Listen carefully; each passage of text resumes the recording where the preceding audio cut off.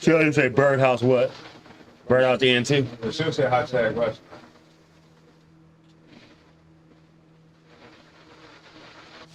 I see it. It's on my phone.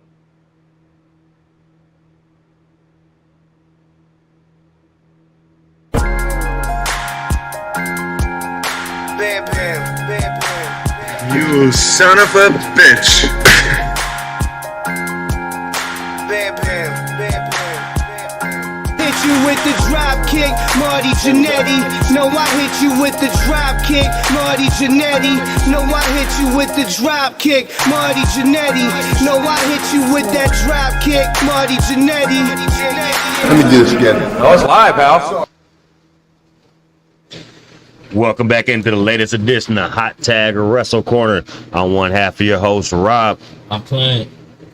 coming at you this week. Yes, we wasn't live. Because we weren't ready. Can we get that over? Click on the one that say live. Like, no, we're live, buddy. Yeah, we're live, buddy. Coming at you from our typical downtown studios. Normal show this week.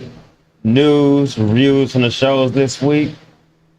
Getting ready for, well, we got a couple weeks to the next pay-per-view, huh? We got Yeah, I'm going to enjoy these we got to about Labor Day weekend, I'm man. going to enjoy these pay-per-view free weeks. Because usually what wind up happening is we get slapped with a bunch of them. Back to back to back to back to back.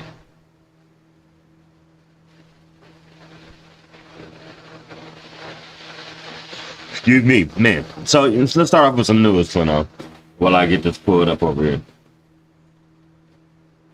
All right. I think I just shared it. I shared it twice. All right, well, I'll start off with something. Double click. It comes out that New Japan has recently come with a pay-per-view. Excuse me, not pay-per-view. They have a partnership with Stardom, so I guess they're going to start endeavoring in women's professional wrestling now. So with them doing that, they announced that they're going to have a women's championship. And of course, most of my news stories come from 411 Mania. This story on 411 Mania, quoting a source from Pro Wrestling Insider, it reports that Stardom and Bucci Road held a Stardom 2022 strategy meeting press conference. This is back on July 29th. On YouTube, where it's announced that we'll create a IWGP Women's Championship. The first championship will be crowned on November 20th at the Stardom/New Japan Pro Wrestling joint event. The belt would not be held. It would not be the top title in Stardom, but instead be defended on New Japan Pro Wrestling events, Japan, and in the U.S. The World of Stardom title and the Wonder of Stardom titles are still the top belts in Stardom. Bucci Road had the idea of creating a women's title ever since they bought Stardom back in 2019. This is due to the IWGP name's history, prestige, and brand recognition. At the time, they were trying to figure out how much to cross-promote Stardom and New Japan together. Bucci Road also noted that the promotion has made $1 billion in sales since buying the company and also increasing subscribers and views on YouTube. Nice. Looking forward to that. Yeah, you sound a lot better. So next story I'm coming at you with is Jonathan Moxley, who actually, excuse me, before we get to that, another event announced along with Stardom is that Stardom wrestlers are to compete in the New Japan Pro Wrestling of America rings going forward. During the company's business strategy presentation I was just reporting back about, where they announced the IWGP Women's Championship, they also, New Japan Pro Wrestling president Takami Obari announced that Stardom wrestlers will compete in the New Japan Pro Wrestling of America's rings. This comes after Stardom wrestlers were not featured at the AEWX New Japan Pro Wrestling Forbidden Door due to visa issues. It's also noted that Obari and Hiroshi Tanahashi that the upcoming New Japan Pro Wrestling X Stardom will feature mixed tag team matches also. In adapting New Japan to global stardom audience, global standards and audience expectations, we'll be seeing women's wrestlers from Stardom and New Japan of America's rings moving forward. Hashtag Stardom, hashtag New Japan Pro Wrestling, hashtag New Japan Pro Wrestling 50th. There are some questions about whether there will be mixed tag team wrestlers will be part of the event on November 20th. Tanahashi said we had a women's match at Forbidden Door. Obari said, but mixed tag teams are relatively rare. You can team with or face women. That's in another Twitter post. Then they also announced that there will be around 2 mixed tag team matches during New Japan Pro Wrestling X Stardom tag. On one side will enforce the other. Men will wrestle men and women will wrestle women. This will also drive some interesting tactics. You know, the women over there in Japan hit hard, so they have to be in there find something to do. Speaking of Japan, Konosuke Kitesuka, the standout young Japanese cat that's been wrestling in AEW, has announced that he's returning to Japan. We last saw him last week on the main event of Battle of the Belts 3 in a losing effort in a great match, damn near 5-star match against Claudio Castagnoli. In the Twitter post, Konosuke Kitesuka announced that his excursion to America is over and he'll be returning to Japan. He worked with AEW and several independent promotions for the past 4 months. He wrote, "Today I'm leaving America. I've had so many great memories of the last 4 months. Thank you all for being so nice to me." Hope to see that cat back soon over here in the States, especially for AEW. I can see that guy, he grows some more. He could be a future champion. He's only 26. Yeah. Already been a 5-time champion in Japan. This story I'm going to read because Clino doesn't want to read this one. But actually, before we get to that, I started another one. Let me finish my sentence there. Jonathan Moxley will be facing Nick Gage in a GCW title match versus career. Title versus career match. This will be coming up, and they're set to battle again. After they went face-to-face after Moxley's win over Effie at the GCW Homecoming in 2022. This was back on the 14th, so this was like last night or the night before. Gage responded to Moxley's call for real competition and said he wanted to be the one to beat Moxley. Moxley agreed to the match, but under terms that he decided when and where the match takes place, and that Gage puts his career on the line. Gage agreed. No words on yet where the match will take place. And that's it so far in this story. All right. Into some of mine. So, remember I told you I had 3 stories like tied into one involving one person.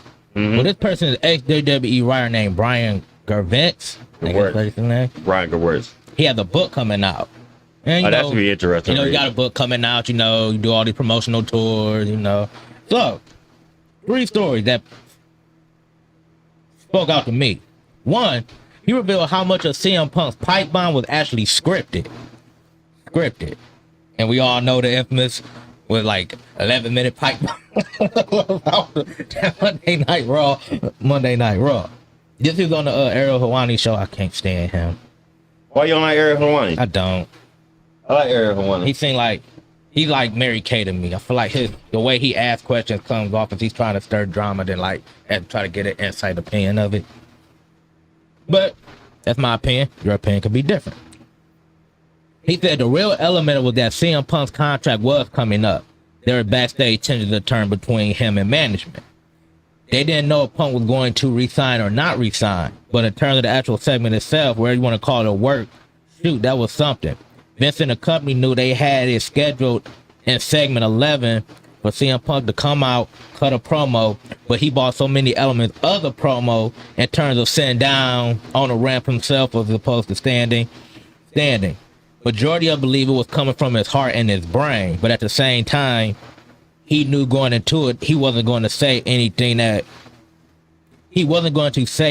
unless he improvised some of what he said.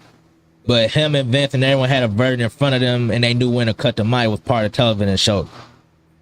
He said there was real life overtones and real life passion into the pipe bomb. It wasn't like when Punk cut the promo, the mic went out and everybody gave a huge backstage. It was like, it wasn't oh great, I can't wait to next year. It was real. It was a testament to that Punk pulled off so well that people are still questioning to this day. What the hell are you going to say? And the testament to Vince saying, yeah, say it. I don't care. Do what you want to do. Call me an imbecile. I'm sure there's plenty of lines within that. Punk improvised on the spot, but at the same time, they knew what it was going to be and was going to get people talking. So it was a great example of how it came together and couldn't have been executed any better. Next story. So we all remember the segment of, everybody remember Stone Cold Steve Austin who got ran down. Do you know that Rikishi was not the original person intended to run him down? And it'd been probably better if he wasn't. I'm gonna give you 3 guesses on who you think it will. Who you think? Not Kurt. Triple H. Well, Triple H was the ringleader, but he wasn't the original. He wasn't the original person scheduled to run him down. Billy Gunn. No. You ready? Yep. It was Taz. So Taz was gonna be the person that revealed the hit Stone Cold, but it was Rikishi because they did to write him off. He said, "Let me see how do I put this? There's a amount of people that were going to freak out running Stone Cold over. You know, you can fool the jury with alternative, but there was a lot of people and they kept switching. It was kind of like hot potato." He said, "I remember one point Vince looked at me and said, Taz. At some point it was going to be Taz. Okay, let's make it Taz. Then for whatever reason, the next week it was somebody different. He said, I wouldn't call it necessarily a success. Rikishi's a Hall of Fame performer, but he's likable and a natural baby face, and people wanted to like him at that time. Sometimes you just don't know till you try. And ultimately, it was Rikishi, but Triple H was behind it all along, and you know, it went back to the natural order of things. Man, Taz. I know, right? And then the last one involved John Cena when he recalled that he revealed the pitch to turn John Cena heel. And Vince, of course, shut it down. So he said, for sure, there was times we talked about all the times, plenty of time we put John to turn heel. There's going to be a lot of reasoning going into it. Vince was tempted, but ultimately he looked at the merch sale and everything that John does and then decided not to go against it. They bought it to Cena, and Cena was like, okay, if y'all want me to turn heel, if Vince said they want me to do it, he like, I'm going to do it, but I'm going to go full bore heel. There ain't going to be none of that fun heel, cool heel, winking at the audience. He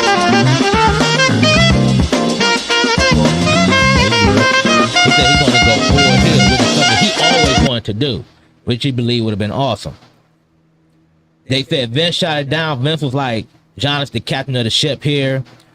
The issues of who Cena will work with, who will replace him as the top babyface. All these things came in McMahon's mind, and he's like, well, I made the right decision because John has been the standard barrier. And then how it shifted focus to Roman Reigns. And he said they wanted Roman to be the guy, but Roman is Roman and John is John. That too much after that Suffering Succotash promo, we all dreadly remember that promo.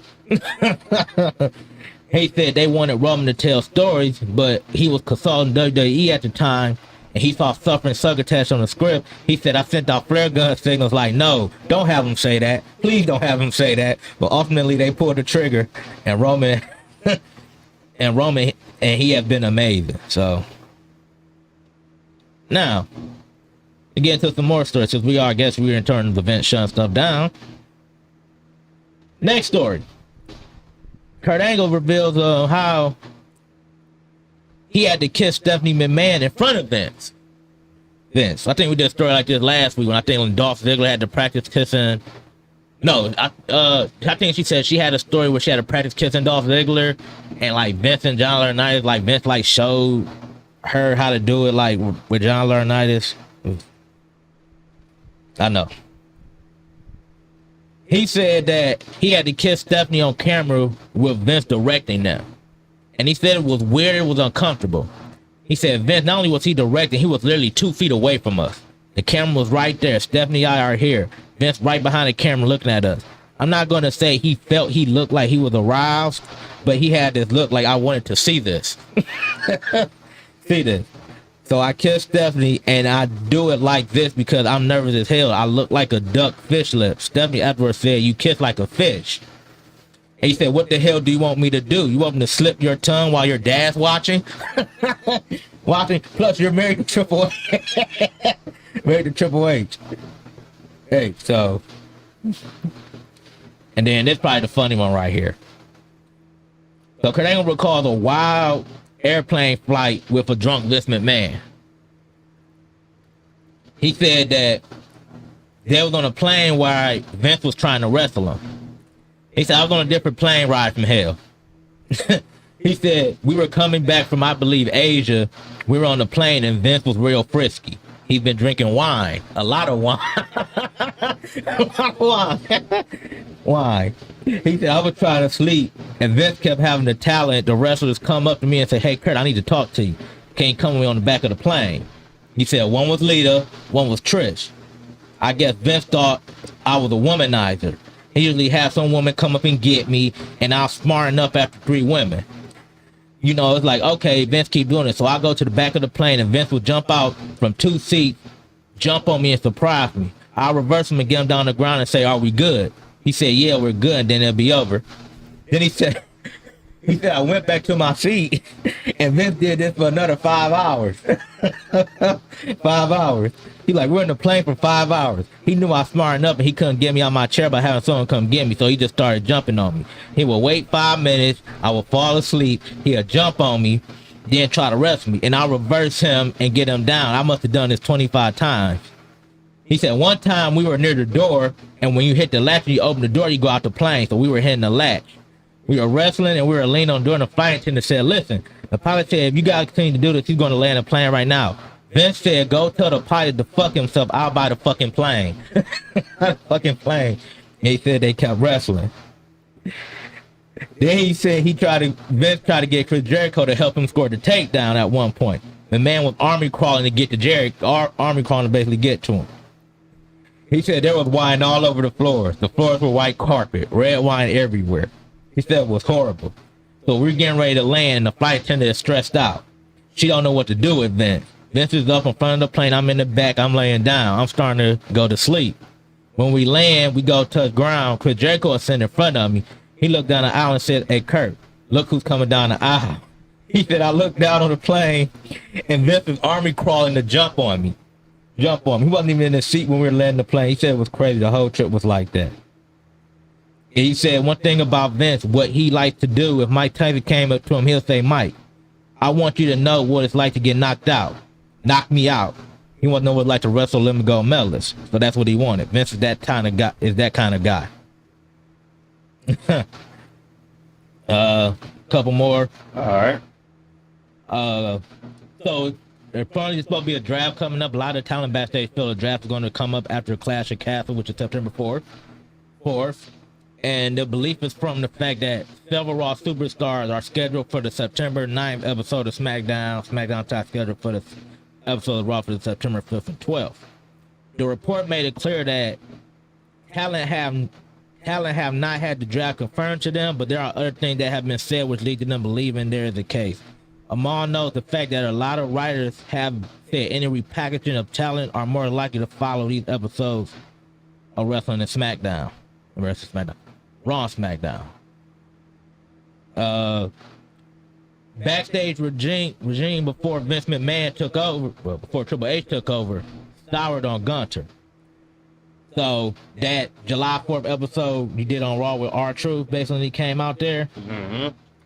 That basically was supposed to be the start of his burial. They basically were going to bury Walter.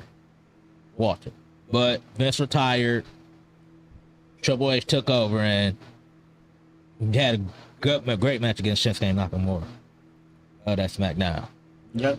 SmackDown. We'll get to it in the review. I want to say one final story. So Goldberg, that's all I wanted to tell you this one. Goldberg said he done apologizing to Bret Hart. Bret Hart made it clear and he's still upset for Goldberg for the career-ending concussion. On Talking Jericho, Goldberg commented on him continuing to publicly criticize him and how he's tired of apologizing. He said, yeah, I get it. I understand to a point. I'm like, yeah, 100%. Bret is still here though, man. Like, he's an idol to anybody and everybody who ever been in this business. I'm a human being like everybody else. There was no malice intent in it whatsoever. Zero. None. So why does it bother me? Yeah, I'll take it to my grave. But I also got to say, I'm at a turning point. I'm done saying I'm sorry. I have said it a million times. I'm not going to continue to tear myself down. I'm done. I said I'm sorry. If you can't accept my apology, it is what it is. You're a grown-ass man. You got to move on. And I moved on. So I won't be breaching this subject anymore. So. Okay. And you know Brett gonna come back with some smart ass super ass any of them. Any of them. I can't wait for whatever Brett's about to come back with.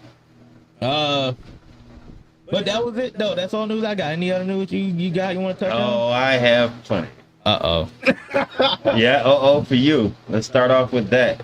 So, Chris Statlander of AEW confirmed that she has suffered a torn ACL and lateral meniscus. I know. Will undergo surgery, which sucks because I think she had a title push coming up. Either she might have been the first to knock off Jade Cargill, or she might have been the next. I think she would have been the first to knock off Jade Cargill. Thunder Rosa soon. Previously reported she's dealing with a knee injury and shared an update this week on her Instagram account, sharing more details on the nature of her injury. According to Statlander, she suffered a complete torn ACL and lateral meniscus. She'll be undergoing surgery to repair the issue. She said she doesn't have a surgery update, but she will soon. You can also read the caption. I'll read you some more from the caption, I should say, from her Instagram post. She says, "We don't skip leg days even with a blown out knee." Instagram removed the original, so let's see if I can remember what I wrote.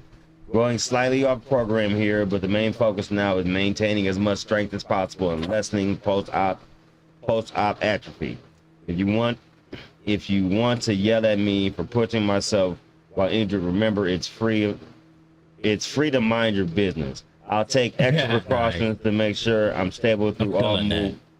I'll make extra precautions that are stable through all movements, using lighter weights with every rep controlled, making sure I don't reach any uncomfortable ROM or recreate any pain. Most will take a time like this to lose sight of their goals, and I'm sure I'll reflect on what could have been had I not got injured, but I know my moment is in my wrestling career will come. Not yet, but soon. I'll come back stronger than before, just like last time. It's not a setback unless you allow it to be. Yeah. They have a video from her post, her original post. And she like on one of them. She's on the machine working away. Thank you. Yeah. Yeah, working away to rehab the knee. Called though. Yeah. She last had an ACL on the other knee in 2020. She returned from an injury in April 2021. So last time it took her about 9-10 months. So let's see how long it takes this time. Yeah.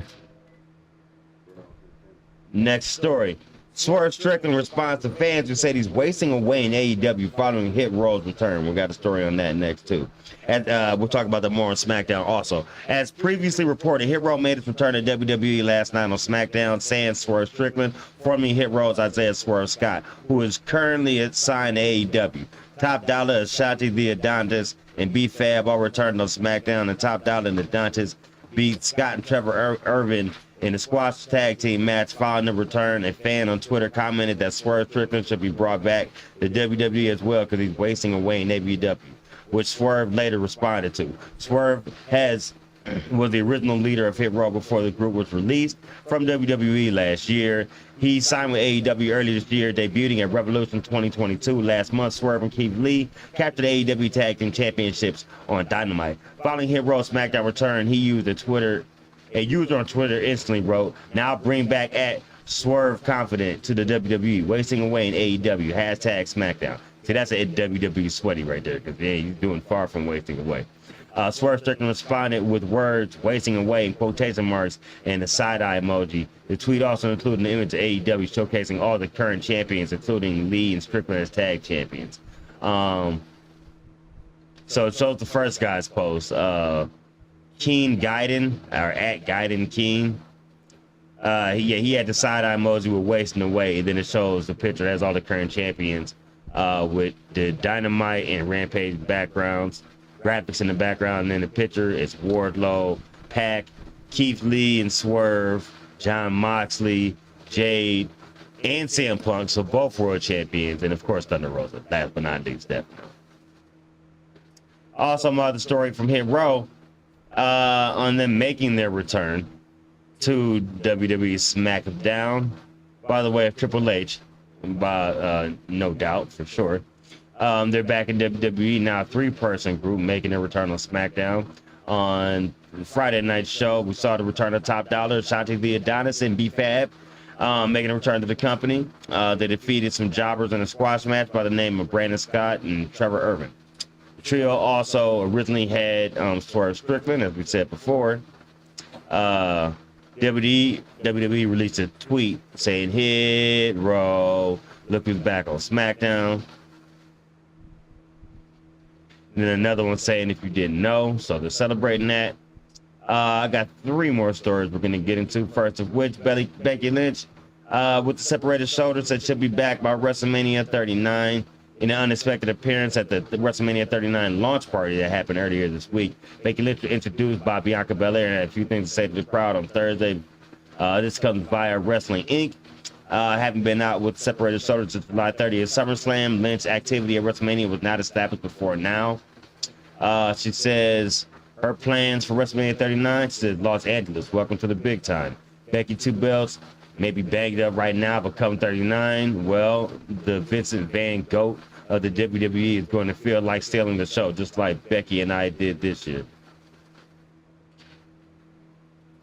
At this launch party, by the way, Snoop Dogg was there, The Miz, Street Profits, Bianca Belair, Gabriel Iglesias, the comedian, and also JoJo Siwa and Snoop Dogg. Which is weird they had Snoop Dogg back considering he made a foray in AEW. I thought they were mad at him for that, but maybe he can make terrible splashes from the top rope for them now too. Like his bones were made of joints.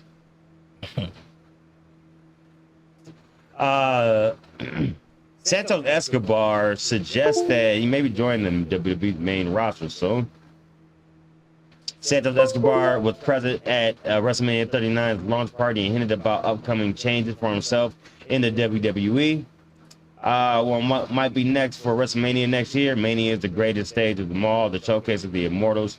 Do you know what I represent? I represent Mi La Familia Latina. I represent Mi La Familia Mexicana. I represent the Lucha Libre, which means that WrestleMania next year's WrestleMania might just get grander because Santos Escobar and Legado del Fantasma might just make our WrestleMania debut.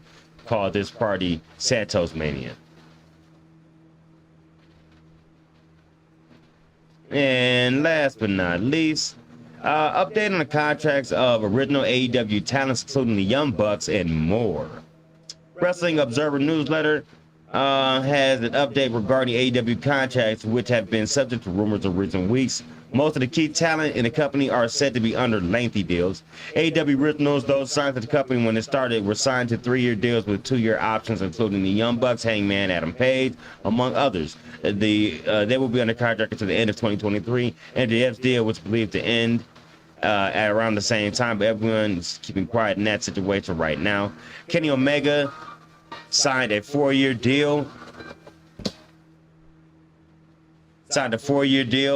As of February 1st, 2019, which will be up in February 2023. Of course, AEW has also extended the contracts of those out of action for a long period of time. They could, if they wanted, add an extra 9 months to Omega's contract, which would put his deal up around November 2023. I haven't heard of any problems between him and the company, so I'm sure he'll probably re-sign there when he gets a chance to anyway. And that does it on the news. You want to go over to, let's start on the stories. You got the first 2 because you got Raw and NXT, and then I got the last 3 of the week with both AEW shows. SmackDown. Yes. Well, start with Monday Night Raw. Back-to-back good Raws, I can say. Feel good. It feels good to each have a Raw where it's good. Like, you know, usually we'll be sorry when one get a good Raw and one get a bad one. Also make this Raw good, it was from Rocket Mortgage Fieldhouse, so it was here. It starts off with the bracket for the upcoming women tag team championship tournament, which we have your girl Tamina team with your girl Dana Brooks to take on Io Sky and Dakota Kai. I like how that rhyme. Sky Kai or something they name should probably be. No, that'd be like Kai and Kai. Well, the one do I'm that about to say, there. please don't. Yeah. Sorry, I had a Vince moment there. Next, Alexa Bliss and Asuka will be teaming up to take on Nikki ASH and Doudrop. These teams they put together at least ain't like thrown together tag teams like Vince would do. Like they at least tag and have some history. You got Raquel Rodriguez and Aaliyah versus Xia Li and Shotzi. And then you got Nikita Lyons and Zoe Stark from NXT 2.0 versus Natalia and Sonya Deville.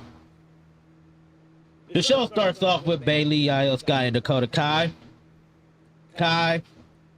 Bayley basically talked about the reception she gave when the fans needed her. They're here to say the women division they needed a role model to do that. She said she's here to bring back the hunger, and they got rid of Becky Lynch, and now they got to get rid of Bianca Belair. She mentions Io Sky and Dakota Kai, which she says her name wrong. She called her Dakota Sky, but Baby was like, yeah, I know I said it wrong. Talking about how bad things gotten. Out comes Alexa Bliss and Asuka. Bianca Belair comes out and joins them. Asuka's dancing. Asuka dancing to her music. And as she hits the ponytail, she like ducking the ponytail whip. Said that they'll be waiting on them in the next round. Belair said she's not worried about Bayley. She said they can have that 6-woman tag match right now. Bayley laughed it off and said, no, that's that class at the castle, which is good. Everybody start brawling. Bliss dives off a barricade, takes everybody out. Then we get Angelo Dawkins versus Seth Rollins. Montez Ford is here too. Dawkins been showing a lot of his athleticism for a big guy lately now. I mean, I guess he's been kind of like putting in this work too. He comes out here with a first he jumped over Rollins, then hits him with a drop kick, back elbow with Rollins goes outside. Then for some reason Ford basically just trolling Seth Rollins, yelling a lot. Then Rollins goes to announce payback after a pounce. Ford comes in the ring with a chair, which gets Ford ejected. Dawkins gets a distraction to jump on Rollins, send him back to the outside for that running flip that he does. Drops the silencer on Rollins for a 2, forearm to the back of the neck. Rollins missed the stomp. Dawkins hits a sky high, another sky high. It's ready, but Dawkins gets reversed into a pedigree, and Seth Rollins gets the win. After the match, Rollins goes after Dawkins before it runs in for the save. We get a recap of Edge last week, prompted to take out Judgment Day. And they talk about how Rhea Ripley accidentally caused Dominic Mysterio to get speared by Edge. Again, he's kind of living like everybody's dream because he's like got Rhea Ripley's like legs around his neck so many times, probably. Anyway, Edge comes up to the Mysterios and said that he had their back against Judgment Day. Ray said, yeah, Dominic don't buy it. Ray said, I will give Dominic this. Ray's like, I know Edge for 20 years. Dominic like, but I know you for 25, and walks off. So basically, you about to put your best friend over your own son. Ciampa asked about his United States title match. Miz cuts him off and doesn't like using the word phenomenal. Miz talks about AJ Styles. Ciampa says he believes in him like Harley Race's trainer did. Race passed away about 3 years ago that day, so he's dedicating the win to him. Who he has his 1983 Starcade Road behind him. And tonight he said Lashley will feel his sacrifice and everything that he's lost. Yeah, next we're going back to this, Ezekiel versus Kevin Owens. I thought this thing was dead. Well, it kind of was because basically Owens basically just beat the shit out of him. Match didn't even start. He beat him down like a minute. He gets carried off onto the stretcher, Ezekiel does. We get Finn versus Ray next. Preaches at ringside. Finn declares himself to be in danger and prompts to show that to Ray tonight. This match actually started after a commercial break. So Ray's taking the match over early. Basically using it, I guess, straight speed because they're both fast. Nice senton that sets up behind Karana. Balor takes advantage after Ray misses a crossbody. And then Finn mocks the three amigos. But it seems like I feel like that's the one heel thing to do when you get Ray, like when you battling Ray, that's the one heel thing to do with the Mox Three Amigos. Like everybody does it. Does it. Ray reverses the third suplex down to one of his own, followed by a sit-down bulldog. Hits Priest with a 619. Ray gets taken out as we go to break. Go back. Priest basically gets dropped. Edge takes out Priest, leaving Ray to hit a cold red for 2. 619 gets blocked. Ray looks for the 619 again, but here comes Rhea Ripley basically carrying out Dominic Mysterio, who got basically the shit beat out of him. And that leads to a distraction. Balor hits the 1916 with the coup de grace for the win. Next, your girl Dana Brooke and Tamina, they're getting ready for their first round of women's tag team title. Bayley comes and laughs at them while promising not to take the 24/7 title. 3 straight weeks we really ain't seen the 24/7 title. I mean, That's a good thing. Were you complaining? no. I'm just counting the weeks of this. We all knew that thing was a joke.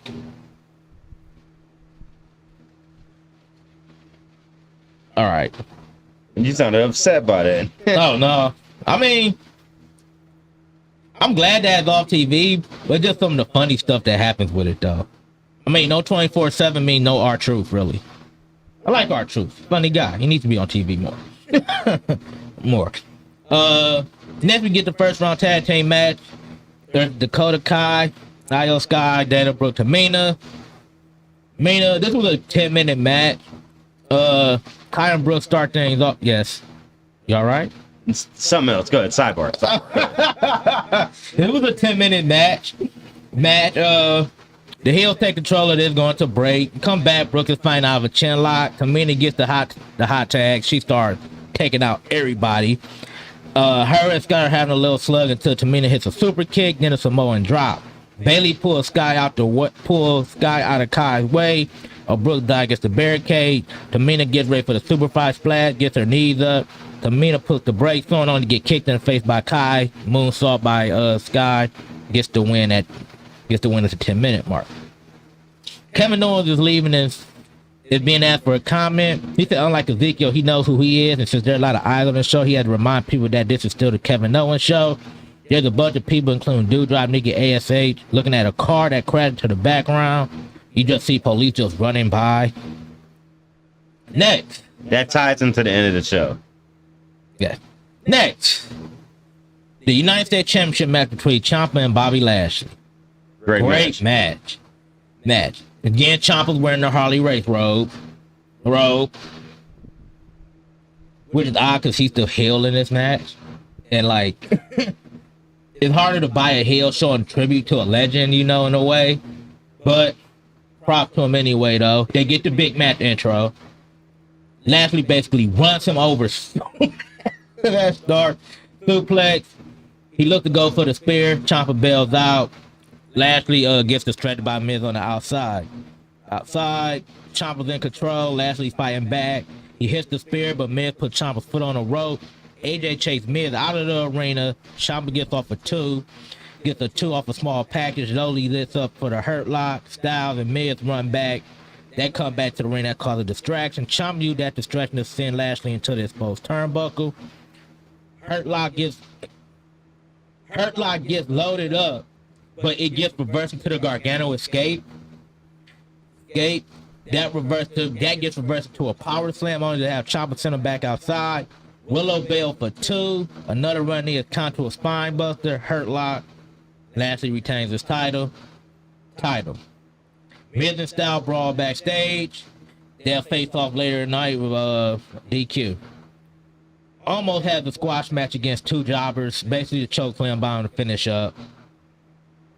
Seth Rollins said he's not worried about Riddle being back for an interview next week. He mocks Riddle and does himself the gatekeeper of the industry. He said, you want to know so bad about that, just ask Dana White. Next we get Chad Gable versus Dolph Ziggler. Otis is here with Gable. Technical start between the two. Ziggler quite can't get off a backslide. Dragon Screw takes him down. Gable starts going after the leg. Gable misses the moonsault. Ziggler with a DDT. Gable with the ankle lock. Ziggler can't get out of it. Instead, he kicked Gable in the face. The leg gives out. He goes for another super kick. Gable power bombs him until the ankle lock. Ziggler breaks it up this time. Super kick for the win at 6 minutes. We get interviews and Nikki and Doudrop. They said they're ready for Oscar and Alexa Bliss. Alexa and Oscar. Oscar and Alexa Bliss. Oscar Bliss. Both said they're ready for Nikki ASH and Doudrop. Bailey comes out and mocks them as the red car comes. Then we see cops running by. No DQ match between Miz and AJ Styles. Excuse me, this is our main event. First Miz get ball to a kendo stick in a chair. So no, grab a title. Miz hits a drop kick through the ropes. The kendo stick works for Miz and he beats on AJ. Managed to fight back. Styles with something on the announce table gets backdrop onto the floor as we go to a break. Styles is back pulling off the table, but he takes too long. He wound up getting hit with a kendo stick for his efforts. Styles takes it away, unloads on Miz, hits him with a low blow. Miz gets another shot, skull crusher finale. Styles flips out, hits the phenomenal forearm. Ciampa comes in for the save, who gets knocked off the apron through a table. That's enough for Miz to get distracted. Styles hits him in the face, another phenomenal forearm, but Miz throws a chair at his head. Skull Crush finale gets two, so Styles hits him with the chair, setting up the Style Clash for the pin at the 12-minute mark. As Styles is celebrating, cops are seen arresting someone in the front row, and Styles look over to him. It appeared to be Dexter Lumis who they were arresting. Now I have a question when you finish. Go ahead. And they said that Lumis said Styles' name to end the show. Did they have any interaction in TNA? Or were they even there at the same time? I want to say it was there at the same time. Probably. I don't know if they had any interaction though. Okay. Just wondering. They said, I don't know. But they said it was a couple angles they probably was trying to go with this though. They saying that probably was sad, or maybe he's trying to even the odds up with AJ. I don't know, but I gotta remember when was he in TNA? I know he was playing Samuel Shaw at that time, wasn't he? How long? He was there before he went to NXT. Yeah, I know. I'm trying to think of. So how long was he in NXT? And then you can line it up from there. Yeah, I gotta look it up and see. Let's see. He was in 2010 to 2013. So yeah, he ran across AJ Styles around that time. Are we sure? I know they were there at the same time. That doesn't mean he necessarily. I mean, they ran across, they was there at the same time though, because he was involved in a lot of stuff with a wild slap nut. Early time. Jeff Jarrett. Yeah, I'm not about to do the abbreviation thing. I only thought I had to do that because his name he was there, so he gets that much respect. Let's see. Yeah, he 2002 to 2014 when he was in TNA Impact. So they had to run across each other, probably. They had to. We're guessing they did, but all right. I mean, yeah, we are guessing right now, but I mean, I say they probably had to run across each other though. Alrighty, let's get into NXT. NXT was a downer from last week. It was still good, but it wasn't as good as last week. This is the go home show to Heat Wave, I want to say.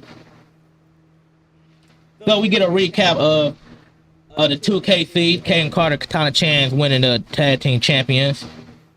They throw together a bunch of rapid fire interviews from Trick Williams, Wesley. I gotta get on about this Browns match, which was so odd to me. It took me back to Brawl for All flashbacks. This match was. Anyway, let's get into the first match. Nikita Lyons versus Kiana James. For the match, we get a promo from the Lions as Zoe Stark because they're in the WWE Women's Tag Team Championship. They talk about how they're at different paths of their career right now, but they couldn't pass up this opportunity to tag up and get the championships. This match basically ended in like less than 5 minutes. So Kiana James basically gets out of her early suplex attempt. She works on the arm. She switched to the knee. She gets taken to the floor. Lions come back with a German suplex. Then she kicks her in the face. She hit the split splash for the pin. Say that 10 times. At the time. Basically, after the match, she basically jumps to post-match. Next, Roger Strong doesn't like Apollo Crews watching film with the rest of Diamond Mine. Last Legend. This part was so funny. Last Legend is talking to Malik Blade. She talking about how amazing she was last week. And she just rambling. Every time he talks, she cuts him off, so she keep talking about herself. And it's like he's just there. It's like, bro, you could just like walk away and leave. He's just standing there though. Like next we get the rounds match. Okay, this shit was weird. So this is the rounds match. The boxing match or whatever. It's 3 6-minute rounds with the first to 2 falls winning. Okay. You can win by pinfall, submission, or countout, but a knockout or DQ instantly ends the match. Basically, it's the Heritage Cup rules if you watch NXT UK. They're both in boxing gloves, but it's not a boxing match. The round one begins with a lot of circling and then a bunch of flailing. Like, wrestlers trying to act like they know how to box, but they can't box, so it just look, what's the name? William gets a good shot. Lee slugging away in the corner. The round ends with William going down. Then they take the gloves off to start the second round. Do some arm drag. Slingshot dive to the floor connects for Lee. Hayes offered distraction, allowing William to drop Lee for the first fall 52nd of the second round. So Trick Williams is up 1-0. Round 3 begins during the break, which nothing eventful happened because soon as we come back from the break, we're in round 4. All right. Williams is still up 1. Now, Trick Williams up 1-0. Now, this time he's wearing the boxing glove on his left hand. Lee grabbed the ropes for the second fall on a roll up to win with 1:14 left of the round, even though Williams' feet was on the ropes during the pin. Now they're tied 1-1. So basically, it's next pinfall wins. Now, between rounds, William basically decks him with a left hand. So we go to before we even get to the 5th round. Another shot to the face. William gets a 2, followed by a suplex. Lee fight back with some knees and a bulldog. So it went from a boxing match to a wrestling match? It was never a boxing match. That's the thought that got me like, why y'all got like, I wish I could pull up the reaction to some of the people. Some of the people that were reacting, some of their reaction was funny though. Like, it was like, it wasn't a boxing match that came out with boxing gloves and boxing trunks, but it wasn't a boxing match. I don't know what the hell it was. Like, I don't know what to call that. Like, shit threw me for a loop. Like, it threw me for a loop. Like, I'm looking like, okay, well, and then you skipped the whole round during the commercial break. Like, you skipped a whole last round. Anyway, what was that? Oh, my fault. Wesley hits a bulldog, then he grabs the boxing glove and knocks Williams out for the pin at 2:54 of the final round. So he wins 2 falls to 1. Yeah, I know. This probably was the worst segment. This probably was the worst thing all week of wrestling. What, NXT or what you about to tell me No, about? what I just told you. Told you. But it's okay. We'll make up for it when I get to Dynamite because I'm about to have you laughing your ass off. You think it was funny when I called Jerry this week and said, since he saved America, he deserves a title shot. Get ready for some Dynamite laughing. Man, Lex Luger. Hey, you know, Hey, I that can't blame. that don't be my man who said when Abraham Lincoln freed the slave. I said free pro wrestling. I said free the pro wrestling. I'm like, oh, bro, you know you compared yourself to a president of slavery. It's That's not that good. bad, but it's pretty bad. It's hilarious. We go to Chase U. That's something funny I can always see. Chase U's always funny. Chase is talking to a woman who we can't see. So Dia Hell comes in and found out that she hurt Ariana Grace's face. Her and Bodie Hayward are doing something on university campus and a ball hit her in the eye, so she wants revenge. So Chase basically sets up a match for later. She was thinking more of lines of a lawsuit, which sent Chase into a rant about how the university loves solving things in the ring. So she gets her first match, and then she how you know she's going to lose her first match? She trips on something as she falls on the way out, like white people doing scary movies. They just trip over random shit. I don't know. Maybe because she was so excited about to have her first match, she lost her feet and didn't know where she was going. I don't know. Anyway, one good thing you can say that consistently is good on NXT is Carmelo Hayes. He about to complain about Nathan Frazier interrupting his open challenge last week.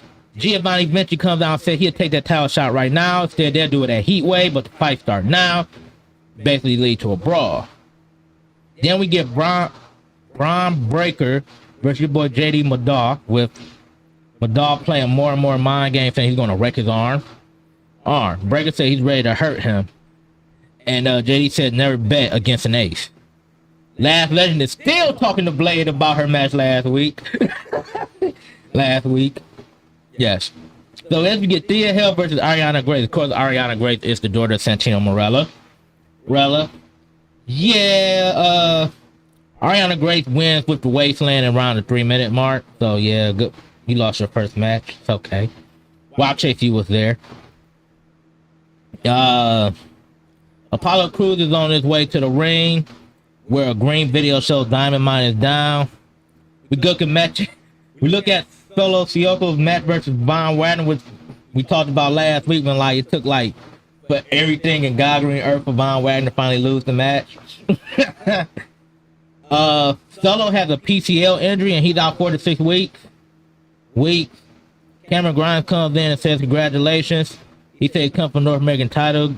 Grimes doesn't like being compared to him. Next we get Apollo Crews versus Roger Strong.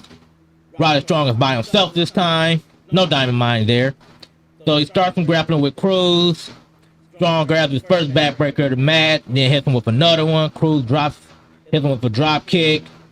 Strong working on a reverse chin lock, kneeing away at the ribs. He misses a charge. Crews hits a clothesline, makes his comeback. A nice middle rope blockbuster, then a wheelbarrow suplex for a 2. Strong superplexes him onto the apron. Another backbreaker. Shrugged off. Crews hits him into the fireman carry gut buster, then finish him with the spine buster at 15 minutes and 23 seconds. One thing I hate, and my thing is commentary, I hate when you overhype a match, when you try to put too much praise on a match to give it more than it was. They should be fired for calling this match of the year candidate, because it was not. Wade Barrett. Yeah, I'm putting names out there. Yep, I am. Now, that's the funny part of it. The Last Legend is still talking Malik Blade ear off. And he's like, look, you've been talking to me about everything you did last week, but guess what? You lost. You still lost. Lost. You know, like, you wait to the end of the show, you just said that, huh? Just because you got tired of her talking to you. She gets offended by interruption, and then here come your boys, Pretty Deadly. Yeah, boys. Yeah, boy. They come in to defend Last Legend. This leads to a match. Sanga trying to give Valentina Feroz advice, but here comes Katan Chance and Kane Carter offering them a title match. They said they aren't sure about this, but Sanga offers up to them and tells them to find inner peace. Diamond Mine doing another film section on Apollo Crews, because he suggested they do this last week. Some things they don't like.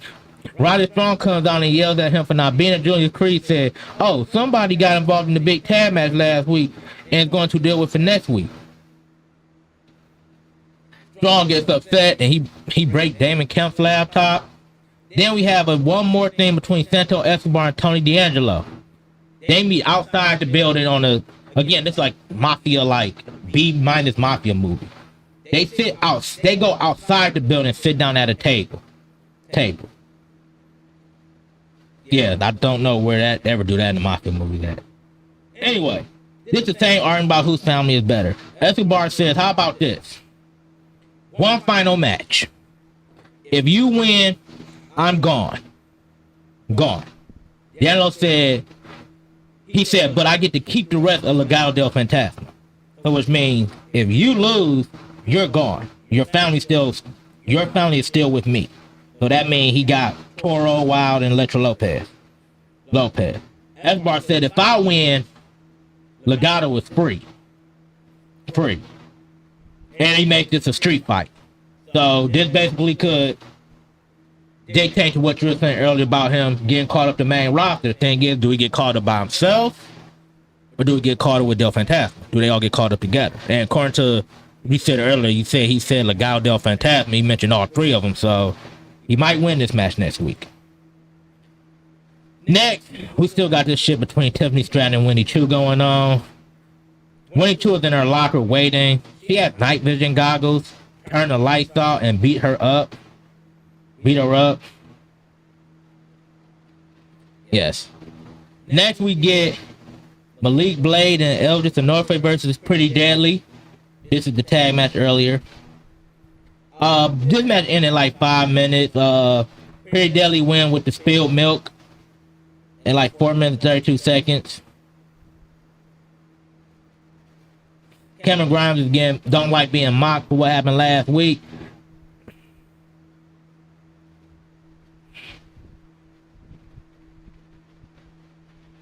Spam Gacy and the Schism comes up to offer their condolences to Grimes. And this time Grimes looked like he a little bit more interested. I'm tired of Joe Gacy. Him on my screen here. Oh, like, man, like, I can't even see 5 seconds of Joe Gacy. I just can't. Next, Zoe Stark gets a pep talk from Nikita Lyons. Topic attraction with Jason Jane rocking out the rock music. Gigi Don talking about playing by her own rules. Apollo Crews said he's happy with his win. Grayson Waller comes up and asks why are you here? Next is our main event, which is Zoe Stark versus Cora Jade. And of course, this goes back to Mandy Rose saying, if you take out Zoe Stark, then you get the title shot. And which was funny too, because she put a tweet out early before NXT, and she basically referenced Cora Jade as her daughter. She's like, yes, do mommy's bidding for me, yes. Like that. Stark basically arm drags her down, frees her off, shots to the rib. Jay gets some shots on, including a knee to the face. Commercial break. Jay is back in control. Jay tries this move where she jumps over the corner, but she gets super kicked. Rose is waiting for Cora Jade to make her comeback. Hammerlock DDT by Cora Jade. Then she hits sliced bread. Jay goes for the kendo stick, but out comes Raven Perez to take it away. Zoe Stark hits another super kick. Flip Jade into a knee to the face. She basically hit her to go to sleep because that's like her finisher. For the pin at the 11-minute mark. After the match, Perez chased Jade off. Rose get laid off with a GTS of her own, and that's the end of the show. The show ends with Zoe Stark holding up the NXT Women's Championship while Mandy Rose is laid out. And Mandy Rose, she always, when she get to the ring, when she ain't wrestling, she always take her shoes off. So like, but she always get laid out too. But that's the end of NXT. Alrighty then, let's get into Dynamite. Yeah, I am done with wrestling shows for the week. Yeah, you got the rest of them. I'm just gonna commentate. Alright, well, you'll have fun with this next one if you didn't have fun with any of the other ones that you were on. Oh, I had fun with them. The only one I hated was just that damn, you already know I hate for Joe Gacy. And the, whatever the fuck that thing was between Trick Williams and Wesley.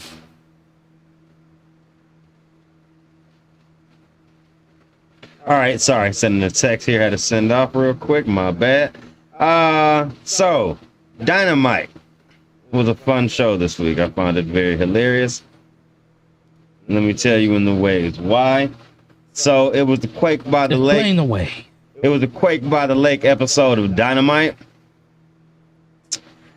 This show started off with Darby Allin versus Brody King. This match was nuts. So within the first I seen this match. 30 seconds to maybe 2 minutes, Brody King was ripped open. So he makes his entrance, and you know how like they have the lights that go out there in incremental times during the entrance. So when he gets in the ring and the lights come back on, he's still with the spotlight on him until the rest of the arena is black. He doesn't realize Darby Allin standing on top of the ring post about to jump down on his ass with a spiked skateboard with tacks on the bottom of it. So he's split open instantly. And I don't mean a quick John Moxley split because he tear open the same cut and he's been tearing open for the last 5 weeks. No, instant crimson mask down all in front of his shit. While he still has on that black and white face paint that they have that they come to the ring in to look more intimidating. So that shit looked even cooler. This match was a total brawl all over the fucking place for a coffin match. The fight started around the ring, Allin getting punched out of the air and being sent over a table. He flipped over the table into the barricade, mind you, on top of that. That was funny. King breaks the skateboard over his knee just after he got attacked with it. Like, I ain't going through this shit again. He already had a bunch of attacks in his back after that also, which Allin diving right back at him. Back in, Allin fights his way out of trouble on the top and hits a super cold red, with King being sent to the outside again with a trail of blood following him to the floor. This time, King whips him hard into the barricade as we take a break. Coming back from break, King misses Allin with a mid-rope splash to the floor, but hitting a table clean. He did hit that mug clean. He hit that boy clean by him. So I was like, whoa, all right. The table definitely lost that one. Let's put it that way. Allin loads up for a big dive. The lights go out, meaning it was House of Black time. Julia Hart trips Allin on the outside and the beating is on, allowing King to hit a running flip dive through another table on the outside. The coffin is loaded up, but inside the coffin is Sting. Him and Aleister Black kind of have a stare down. He comes out with the bat, and he kind of like hands it to Aleister, like, come on, take a shot. What's up? Aleister was like, no, not here. And they both walk away ominously, like, that's a showdown we got coming up down the line, so that should be pretty dope, and I can't wait for that. Back to the match. Allowing Allin to hit a giant cannonball suicide dive on King that drops him to the floor. It's not enough to get him into the coffin, though. King drops Allin onto the steps, hard way. Allin manages to get a few chain shots in, though, and then he starts choking he starts choking him. It's like a replay from their match. When Darby got choked out over the rope before he dropped to the floor, Darby did the same thing to Brody, but with the chain. And Brody's hanging, trying to fight, and eventually his arms drop like he's dead in midair. And he does he lets him go of the chain, and he perfectly falls directly into the coffin from being hung by the chain. I mean, he doesn't take a step. He literally boom into the coffin and it falls close by itself. Your winner, Darby Allin. Great ending to the match. Loved it. This is about 13 minutes and 24 seconds left when that match ended. Great opener, as always. These always have great openers for Dynamite. Next up, John Moxley comes out cutting a promo. Good promos, we get them here in his own words. I was thinking, y'all come at me with your interim bullshit just about every 2 seconds.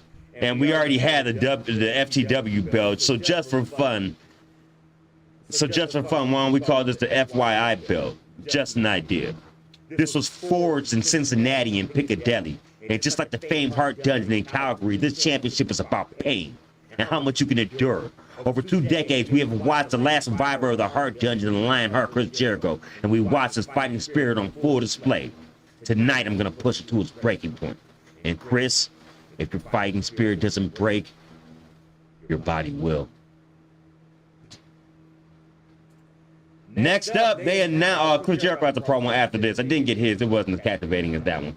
Jericho promises to win the title tonight because he's the Lionheart, complete with the leather vest and everything. He had the kick pad, one with the heart on it, the other one with the lion on it. He had his old pants on. He wore like an ECW days and shit. He even shaved where he looked younger from shaving. It was interesting. Jericho talked about how he's going to stretch Moxley tonight, and tonight he's going to win the title back again. We have the brackets officially announced for the Trios Titles Tournament. Death Triangle would take on Aussie Open and Will Ospreay, so that should be dope.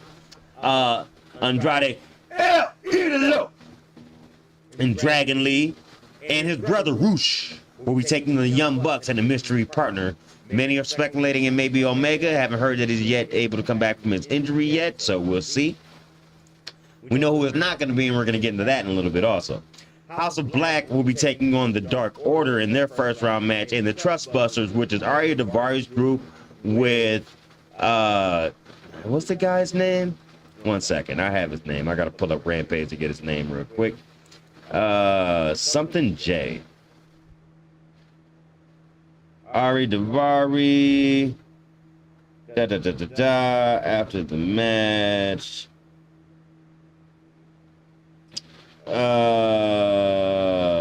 Strong J, Silly J, something with a J is the name of the dude. And the guy who was formerly Harlan in NXT, he's now just Parker Boudreaux.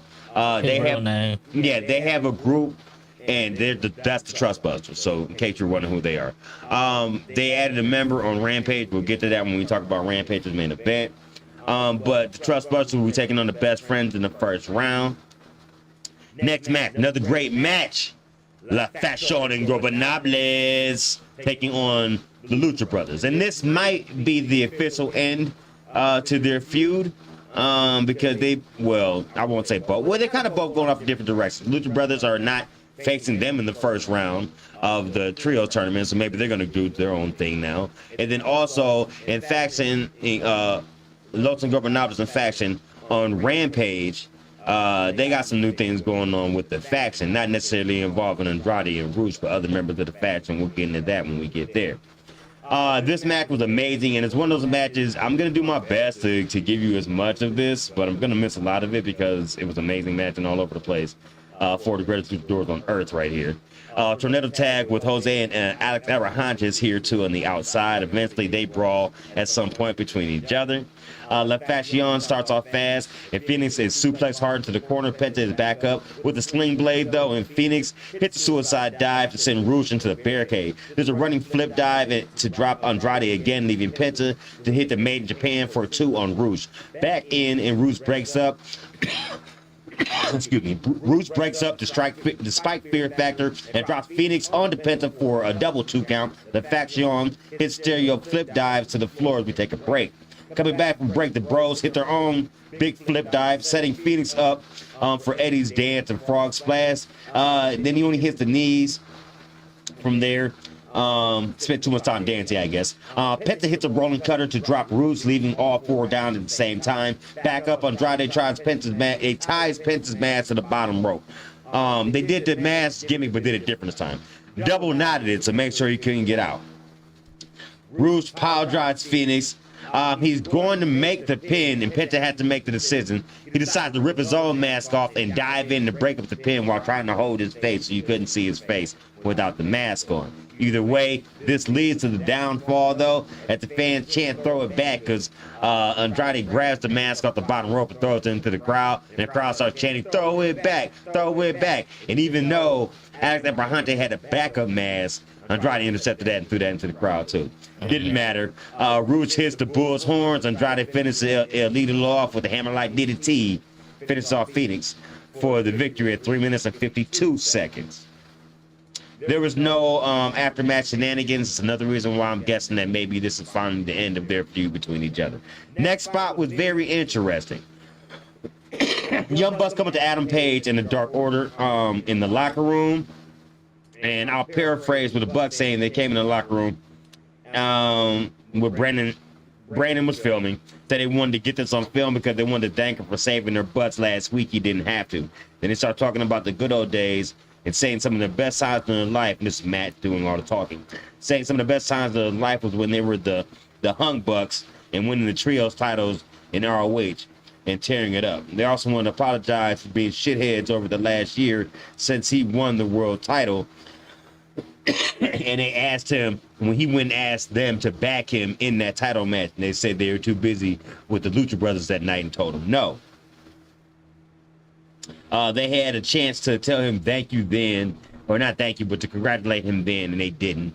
And they wanted to apologize for that. Also, then they said, we know we haven't had your back, but we're wondering if you ain't got a third for a trios match, we're thinking that maybe you could come join us to be our third in the trios match, and we could try to make things back how they used to be.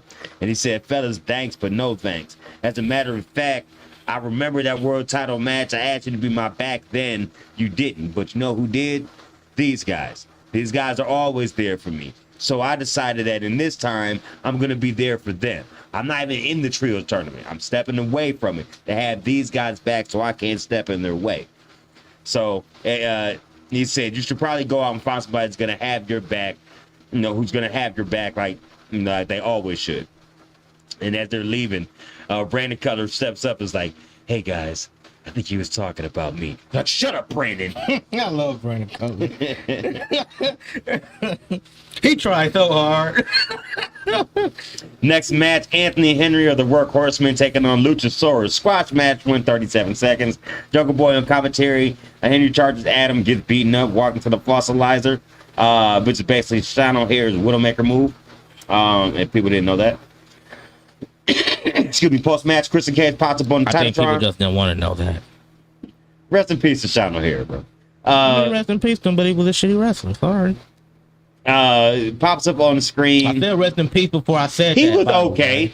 He was okay when they were, I think it was the Thrill Seekers or whatever in WCW.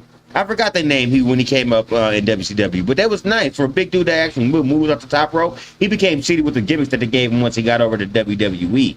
Remember he came that dude who tried to make you question, like he was like the devil on your shoulder, and he tried to make you question like your own morality. Like he said, does it make you a good husband because you go home to your wife every night, do what you're supposed to?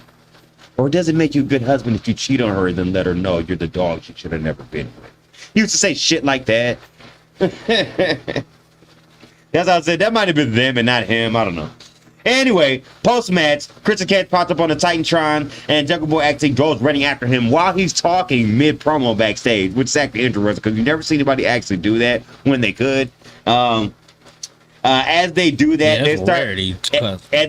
they start fighting off security as they're trying to hold back Jungle Boy. Luchasaurus runs in, and he goes in too hard, though, and he ends up headbutting Pat Buck. So expect repercussions from that, because not only is that security, that's higher up backstage, and you put your hands on them. So expect a fine or some type of suspension coming up, probably for Luchasaurus for headbutting Pat Buck. Which is probably going to wind up being the time when all of a sudden Christian Cage will fight Jungle Boy. Probably. Next up, Miro. Miro promo goes like this. You've put me through changes, dragged me into the dark, but then saw I was empty because all the devils was here. Julia Hart comes in out of nowhere and grabs him by his chin and says, embrace the gifts. Give into it like I did. And he snatched her hand away and says, there's only one woman who can touch the Redeemer, and you are not her. Go! Tell your pagans that I accept their gift. I own it, and I'm going to use it to destroy them. My warpath is clear, and now it leads me directly to the House of Black. This is the word of the Redeemer.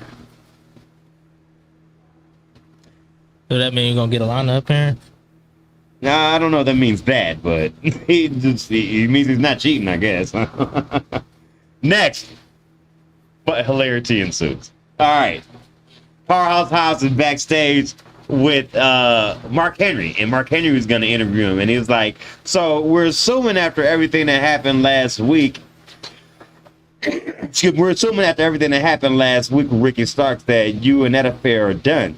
And before he could talk, he's cut off by QT Marshall, who comes in with the rest of the factory. Now, I already told you they added your boy Cole Carter, who used to be Two Stacks in NXT. Not my boy, but yeah, he did tell me that. So, I also told you that Anthony go back, the whole crew is there, Aaron Solo, and our boy Nick Camarado, who decided with the suit. Oh God, no. He decided that he wants to look like the hip hop hippo, or like John Cena's forgotten B-boy, his backup. You know what I'm saying?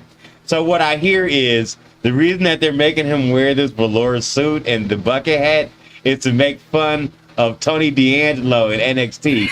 Yeah, because he has the leather jacket and the bucket hat. I approve of this machina. So apparently that's why that's going down. I approve of this machina.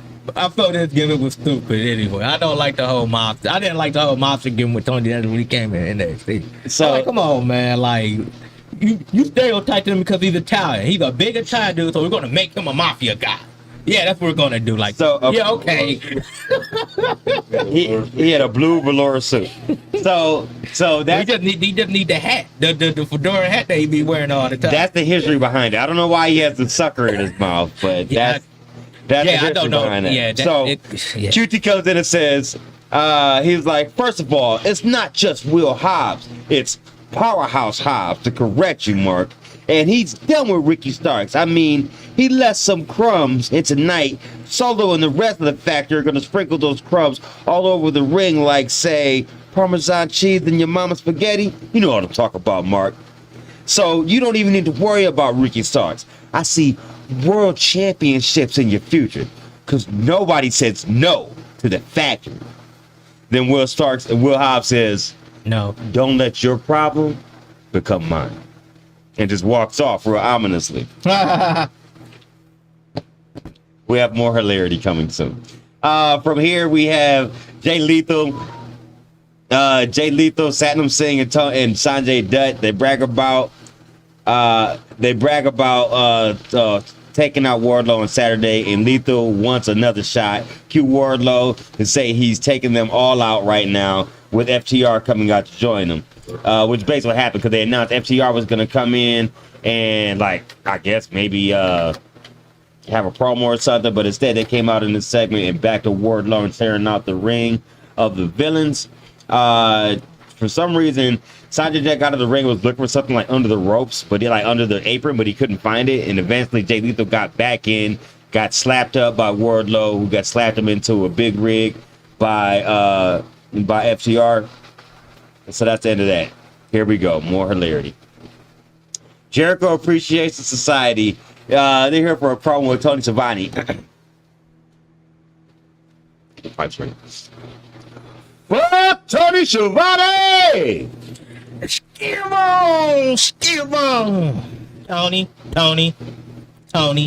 I just like doing a DMD at the So this is just funny because Tone got punk. yeah, he did on this one. So Come on, man. Stop making my man Skip on get punked every time he do an interview now, man. Come on, man. It ain't right. so they're backstage with the Jericho Appreciation Society, and it's Cool Hand and Daddy Magic. It's Danny Garcia, who is now referring to himself as the Dragon Slayer after defeating Daniel Bryan. Playing himself, he said the wrestler of the year. and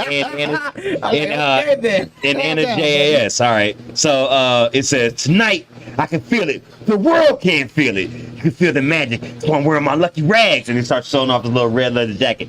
This shit this nigga does. It's hilarious. Let me He paid in the details. Remember I told you he's coked up half the time. Yeah. So after he says tonight you can feel it. The world can feel it. You can feel the magic as he wears his lucky rag. History will be made tonight. John Moxley's been a hell of a ride. It's been a hell of a run. But tonight it's all going to end tonight. And before Cool Hand Ann starts talking, he like hands the mic over, or Tony takes the mic over to Cool Hand Ann. Daddy Magic starts doing this. Like he's mimicking but without saying words. The way he does it with his coke eyes is hilarious. So then, this is the part where they play Tony. So then Cool Hand starts talking about tonight, the Jericho Appreciation Society's appreciation party. Did you see the spread in the back? We got hors d'oeuvres, we got Moose's boot, they got everything back there. Oh yeah, except Shivani, you're not invited, by the way. Damn. It don't matter. Best of all, we got a little bit of the bubbly, because it's time for AEW Galaxy to appreciate. Then Danny Garcia starts talking about how Daniel Bryan needs to appreciate him for not ending his career and giving him an early vacation to go spend time gardening with his kids and his wife. He says, since I'm the one that beat you, they should start calling me the Dragon Slayer. Then out of nowhere, Anna Jay goes, hey, some hand in the back, like, hey, what? You think he ain't the Dragon Slayer? Huh? And starts choking this chick out. Oh, God. And that ends the segment. So I love me some Anna J, man. I just can't buy I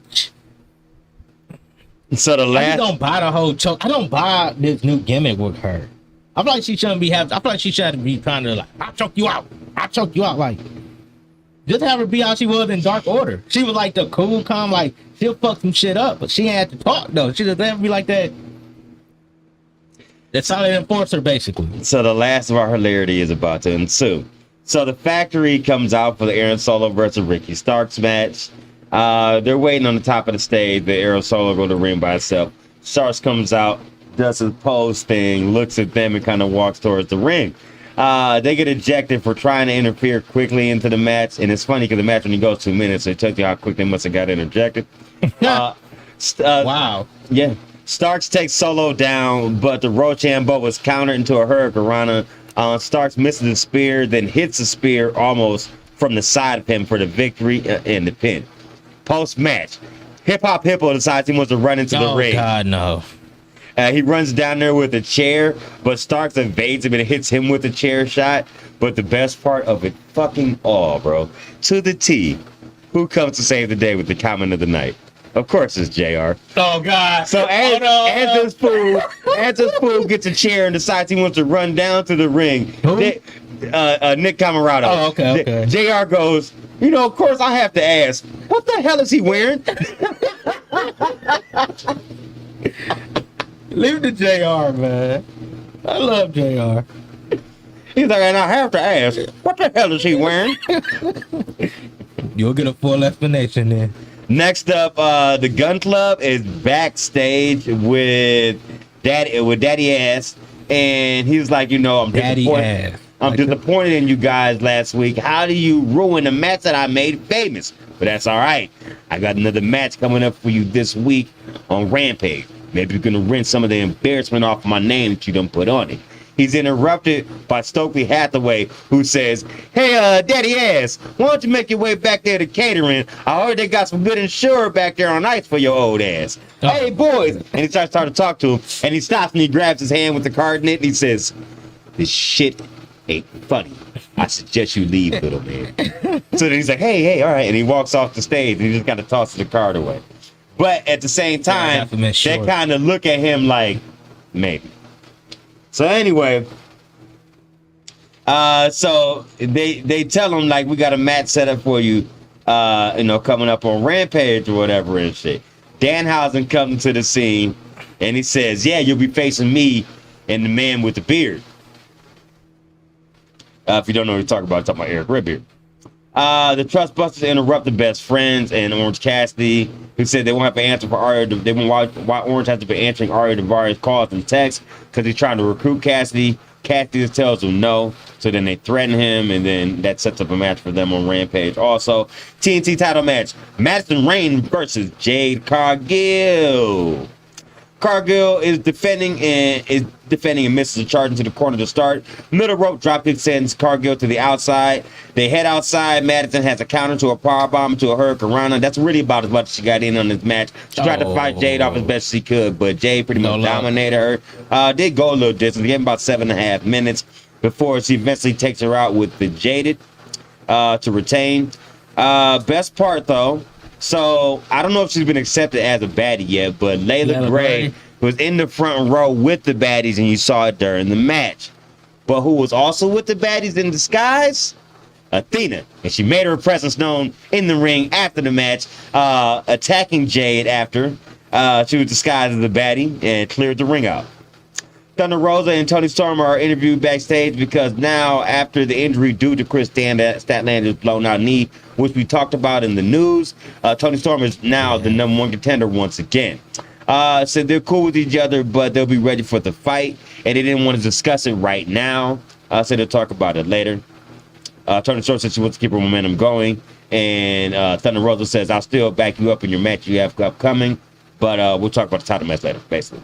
And it's time for our main event. AEW World Title match, Jon Moxley versus Chris Jericho. Great match. Hard-hitting match. Jericho in his WCW, ECW, NJPW looks as the Lionheart is challenging, and when Ringo is on commentary. Filling out process starts to begin with. There's a part where this is where business super picked up. So they're basically just exchanging blows with each other at first. But eventually, A snapmare drops Moxley. Jericho walks up to him, does the reverse DDT like he's holding his head like this. Goes to his earring. Instead of hitting with the Jeff Hardy with the screwdriver in it and twisting it, Jericho says, fuck it, I'm ripping this shit out. Moxley is gushing all just down the side, all from his fucking ear. To the point, I don't know if he went to the outside and gigged it to make it worse, because you know your ear is nothing but cartilage. So eventually that will dry up. I don't know if it produces as much blood as he had. He probably got a lot of scar tissue because he does all them GCW Extreme Cage, what's the name, match. If you got like scar tissue, that shit will constantly keep going. He was leaking. So that made the match even better.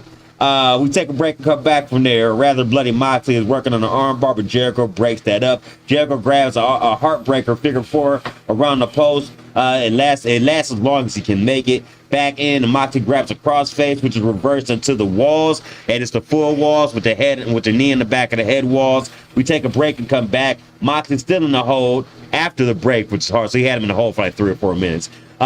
Crawling over to the ropes for the break. Jericho tries the triangle drop kick, but gets sent to the outside line. Moxley to go up top, only to dive down on and getting caught to a code breaker for a close 2 count. With that not working, Jericho takes the turnbuckle pads off as a distraction. He goes for one. Aubrey goes to fix that, and then he goes to the other one. She goes to fix that, and she does that. The whole time, Sammy Guevara is in the crowd with Floyd the bat. So he has him throw Floyd, but he overthrows Jericho, so they almost get caught with the bat because he overthrows him in the ring. Either way, eventually he picks it up and takes out Moxley with it. He gives him a couple shots. He gives him a couple shots with the baseball bat and then hits the Judas Effect for very close too. So Moxley is the first person to kick out of the Judas Effect. And it's after being attacked with the bat also. So that was interesting. A lot of people may think he was kind of no selling Jericho shit all night after being in the fucking walls for like 3.5 minutes and the kicking out of the Judas Effect shit, which I don't really look at it like that. I just like, I mean, he's the champ, bro. You get rubbed like that. You get to kick out of Judas Effect when you're a John Moxley status, you know what I'm saying? It's not like you're talking about a fucking Baron Corbin or something here, you know what I'm saying? Right, you're a top star, yeah. You get that pull. With nothing else working, Jericho goes for the belt but misses the charge into the he charges to the exposed turnbuckle. Now he's busted open. So they're both leaking now. Moxley grabs a choke on Jericho, who reverses that into a lion tamer. They have to revert into another bulldog choke. Jericho finally taps at about 2 minutes and 30 seconds left into the match. Moxley retains. Post-match beatdown. Jericho Appreciates Society comes all out, followed by the Blackpool Combat Club and Santana and Eddie Kingston. They all come out there battling. They still happen to be a man down, and all of a sudden you hear, yeah. Punk makes his return, comes out. First he acts like he's hobbled on his foot, but then he shows though he's fully healed as he hops on one foot to put all the pressure on the show. I'm back. This main event is on for All Out. We are getting Moxley versus Punk, AEW interim champion versus actual AEW champion, to see who comes out there as the actual AEW champion at the end of the day. Punk comes down, clearing out the ring as a one-man powerhouse, tossing dudes to the side and throwing lariats to clear out the ring. At the end of it all, him and Moxley have a face-to-face. Moxley flicks him off, gives him a hard-ass little shoulder bump as he walks by, and daps up Claudio Castagnoli on the outside as he likes playing his hype man as they both walk away to the back as Punk takes in the adulation in the center of the ring for making his return. Gotta also say, props to the crowd tonight. They were up for every fucking thing. They loved this episode. You know how there's like a die-down point with most crowds? I didn't experience that with this crowd tonight. They were even in through the women's match, or they were up through the main event, and they were even up when Punk made his return. That was probably the loudest pop of the night with Punk coming back out. So I got to give props to the Minnesota crowd for this one. And that was the end of AEW Dynamite. Another funny show. Good show, but also with its funny moments, which I love. Those are usually my favorite episodes of Dynamite. Moving on to WWE SmackDown. So on SmackDown tonight, the show started off. We're going to get in the main event, Intercontinental title match with Shinsuke Nakamura and Vata. The show starts off first with the women tag team title first round match of Raquel Gonzalez and Aaliyah taking on Xia Li and Shotzi. Gonzalez sent Shotzi into the apron to start off, but gets rolled up for a fast 2 count. Front face lock is shrugged off without much trouble as Natalya and Sonya Deville pop up to scout from ringside. Aaliyah comes in with a high cross body to take a break. Back with Aaliyah getting dropped on her head for 2 and Shotzi adding a bulldog. Aaliyah finally breaks away and brings Raquel Gonzalez, Rodriguez back into the ring to clear house. Shoulders and fallaway slams abound as the spinning Vader bomb hits Lee. Shotzi manages a Hurricane Rana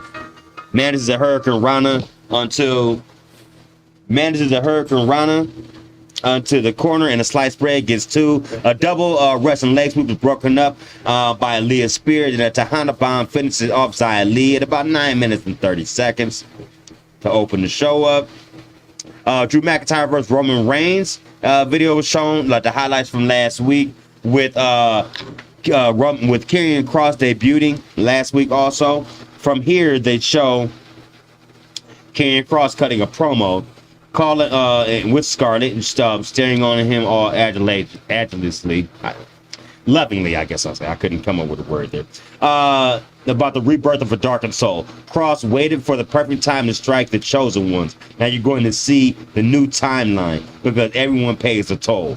We hear Drew McIntyre's music, and it turns out he was cutting his speech right from backstage, and he makes a look over his shoulder. We see McIntyre making his entrance as he's like on the other side of the curtain with Charlotte or whatever. McIntyre comes out for a chat, so he's looking forward to Clash of the Champions, but first of all, there's Karrion Kross. Last week, Kross returned after a year away and took out the number 1 contender and stared down Roman Reigns. That's a problem because the number 1 contender is Drew McIntyre. Kross options are out. His options are knockout, hospital, or graveyard, so he needs to watch for what's coming at Clash of the Castle. As for the night, shock and awe, Reigns isn't here. McIntyre is watching at SummerSlam and saw Reigns needs his family, weapons, and tables to beat Brock Lesnar. Well, McIntyre isn't Lesnar. He said he beat Lesnar with his bare hands, so what's he going to do with Reigns? Cute Scarlett to come out, making her entrance with the black and white lights on and everything. She comes down. She acts like she's going to put the hourglass onto the apron, but it's really just a distraction so McIntyre can get jumped by the Usos from behind. They hit him with a 1D and leave him laying in the ring. They show a video for the Intercontinental Championship, trying to rehab it like they did with the U.S. title and the women's tag titles, though I don't think it was as effective with the women's tag titles, I will say. Shinsuke Nakamura is ready for Gunther to show him backstage. Next, to show Ivar, the Viking Raiders, comes out to the ring for a singles match, but Kofi Kingston jumps them from behind. Doesn't last long. They jump him, beat him down with the Viking Shield. They said they're planning to have a Viking burial next week. It was announced for the New Day, so we'll see exactly what that is. Excuse me. Sami Zayn knocks on Roman Reigns' door Again? but once again he gets the Usos.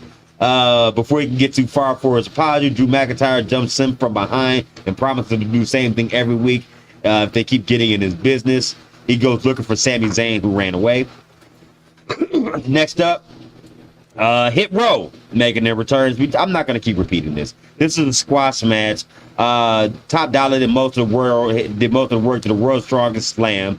The drop kick into a belly to back suplex combination. They call it the heavy hitter to finish off Scott for the victory after a minute and 30 seconds. They reintroduced themselves after the match. A video of Gene LaBelle, who was like a legendary like MMA guy who taught people how to like do Kimura locks and stuff like that. Formerly like heavy like in kickboxing and like like Ronda Rousey praising him. A lot of MMA guys do. I guess he passed away recently. Legendary name. Shayna Baszler shows herself winning the number 1 contendership last week before they have a moment coming up in a second where they're going to basically do a face-to-face contract signing type of deal. Gunther promises to make Shinsuke Nakamura suffer. Now we get to that contract signing as I was speaking about between Shayna Baszler and Liv Morgan.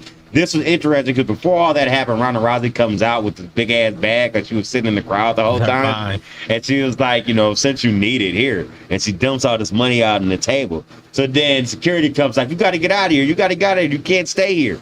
So she takes down the one black security guard and she has her lined up like she's going to do the arm bar. And then she's just like, you know what? Fuck it. and just tosses it away. And then she walks off on her own to the back. As she's walking to the back, saying that Babes was coming out. She's like, "You can't do this. That's not how this works around here." So she's been indoctrinated to the slave way of doing things now, as we see. She yells at her like, "This is how you do things around here." And Ronda Rousey looks at her like, "Used to be a killer," and just walks off on her. So maybe sprinkling some water there for their feud. I like that. Possible feud coming up. So she comes down to the ring. She said she's waited long enough to get back in this position. Ever since last year when she took out everybody in the elimination chamber. Remember, she was sole survivor and stuff like that. She basically alluded to that. She heard her sign the contract. She said, "Liv, why don't you come out here, make your introductions, because you're gonna get dominated by me like everybody already knows." Liv comes out. She said, her.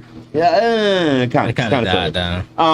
Baszler is a bootleg Rousey, which Liv would know because she beat the real thing twice, she says. Liv signs the contract, and the fans remind her that she tapped out after saying she you can't beat say Rousey. stuff like that. If you, all right. And then from there, the beating is on. You're making it hard for Caleb Braxton to defend you, Liv.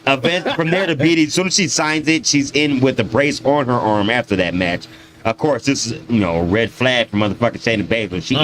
She instantly attacks, starts slamming her arm into the table and trying to, how she does the broke arm thing and stuff like that. She tries to do that. Liv escapes and somehow hits her with a running springboard bulldog off of the top rope through the table that they signed the contract through. So she ends up standing tall at the end of it. They were still tapping. You tapped out to Liv as the segment ended, though, and she was holding her title high. Usos come up to Sami Zayn and yell at him for leaving, but Sami says he was going to get security. That doesn't work for the Usos, who are going to call out Drew McIntyre. He said, "You need to start pulling your weight around here or we make you take that t-shirt off." Yelling at Sami Zayn. I'm like, man, y'all knowing me for the past 2 weeks. Every time I knock on y'all door. Next up, Drew McIntyre. It's a 2-on-1 match with the Usos. Non-title and non-partner for Drew, at least to start the match. Eventually, though, Madcap Moss runs out to make the save from McIntyre. It seems to work as him and Drew clear the house for a minute before they go to break. They come back from break. Moss explodes out of the corner to drop Jay, and a double tag brings in McIntyre and Jimmy. Cue Sami Zayn for the distraction, so a super kick into the super 5 splash gets a 2 count on McIntyre. Moss pulls Jay to the outside. They fall into the timekeeper's area. Excuse me. Glass Cow's piss. Claymore takes out Jimmy at about 9 minutes to get the victory for McIntyre and Moss. Post-match, Jay goes in after Drew but gets Future Shock DDT'd. Sami Zayn takes another Claymore with him for his troubles. Maximum Male Models. They come out with their segment next, and they're, Maxine and Max Dupree. You always get the segments with them. They're directing them to go harder with their flexes for their they about to have poses. possibly 2 more members. They're going harder with their flexes for their poses. And they're being interrupted by Los Lotharios. He said, if you really want some real male models, we the most beautiful men around here in the WWE. And Max Dupree comes in and says, like this close to their face, like, "Sorry, fellas, we're not accepting new members." And he's like, he said, "You're not maximum male model quality." And he says, "Hold on, we weren't even talking to you, bruh. We was talking to her. Just letting you know." And he walked out the scene, and they go back. They go back to the modeling scene or whatever. She's gonna call them. They show a video of Shinsuke Nakamura and Gunther's interactions recently. Then Ricochet's interview backstage, and laughs about about beating Happy Corbin last week, and then he gets jumped in from behind by Happy Corbin, of course. We meet Nikita Lyons and Zoe Starks, who like to fight and dance, or at least in Lyons' case. Then we have our main event. Intercontinental title match. Gunther taking on Shinsuke Nakamura. Good match. If I had to give it stars, I'd give it 4. Pat McAfee dancing on tables. I don't think he was in this one, to be honest with you. Gunther with Ludwig Kaiser is defending. They go out with a grapple to start. Nakamura goes with a headlock, uppercuts and shots, drop Nakamura. Though, and then the Boston Crab has Nakamura in trouble. We just switched into an STF as Cole talked about Gunther wanting to face people like John Cena and other elite stars. A cross arm breaker doesn't work very well for Nakamura, so he starts picking away at the arm. The arm is good enough for a huge chop to put Nakamura down as we take a break. Back from break, Gunther favoring his arm, so he kicks Nakamura in the face. Gunther's top rope splash is countered into a triangle arm choke, but he muscles Nakamura up. Nakamura switches into an arm bar, which is reverted into a butterfly suplex for a breather. A hard knee to the face rocks Gunther, and good vibrations makes it worse. Sliding German suplex with Nakamura landing in front of Kaiser for some yelling. Back up, and Gunther hits a shotgun dropkick in the corner, but Nakamura escapes the powerbomb at first. Kinshasa is loaded up, but knocked away by a hard clothesline. Nakamura goes after the arm again, but Gunther drop kicks him, hits the powerbomb this time to retain his title after about 13 minutes in this one. To end your main event with Gunther standing strong, and that was the end of SmackDown. And we final show of the week. I will say both shows are getting better. It's getting better, I agree. This one was not getting better. It wasn't bad, but it wasn't necessarily good either. It was just kind of like, I feel like this is the dump of the shit that didn't make it on Dynamite, because the shit that made it on Dynamite was awesome, and this one it got like the leftovers. It wasn't bad, but it wasn't compelling, which is almost as bad. You know what I'm saying? One step up. It's basically saying it's not bad, but it wasn't a bad show. It wasn't like a bunch of botches or anything. It just wasn't a lot of interesting stuff going on it. Daniel Bryan came out. Tony Schiavone asked him about what Daniel Garcia was calling himself the Dragon Slayer. Danielson talked about how he has been a wrestler for 23 years, and he needs it to live now to the fullest. He means that he'll never stop wrestling, and his career is not ending next Wednesday. Cue Garcia to interrupt, and called Danielson his hero, but it sounds like his hero was ready to lose. Garcia is ready to make Danielson call him the greatest sports entertainer alive. That's too far for Danielson, who doesn't like what Chris Jericho's putting in Garcia's head. Danielson talks about Garcia being a founding member of the Blackpool Combat Club, where he wanted him to be, because he remembers seeing Garcia wrestle for 60 minutes in front of 250 people. He grabs Garcia by his face. Danielson asks him if he wants to be a sports entertainer or the best wrestler in the world before he walks out. Garcia looks a bit shaken afterwards. We look back at CM Punk's return to Dynamite. Next up is a AAA mixed tag team title match.